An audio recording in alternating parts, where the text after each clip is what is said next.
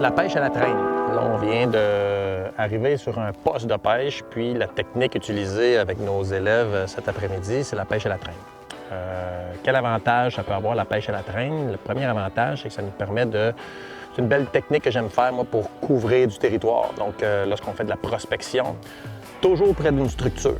Donc, c'est important de cibler un endroit, pas être au milieu du plan d'eau, puis laisser descendre des leurres comme ça sans savoir. Donc ici, on est près d'une structure. La structure, c'est une ligne de végétation.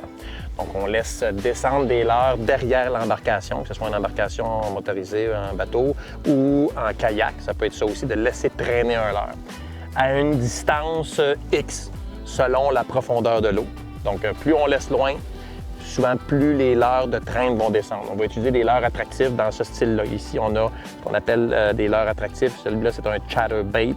Des couleurs ici qu'on utilise au lac Saint-Pierre très voyantes parce que l'eau, elle est trouble, ou des petits poissons nageurs. Dans le cas ici, on a un petit poisson nageur avec une palette en aluminium. Lorsqu'on va avancer, l'eau va frapper sur la petite palette, puis là, il va descendre, puis il va avoir une action. Donc, reflet, vibration à la traîne, c'est les deux choses qui vont attirer le poisson.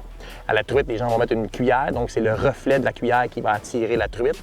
Donc, c'est une technique qui peut être très productive, mais surtout pour localiser le poisson. Je fais surtout cette technique-là pour localiser le poisson, puis une fois qu'il est localisé, bien là, on peut y aller avec d'autres techniques comme le lancer lorsqu'on va avoir localisé une place précise pour le poisson actif.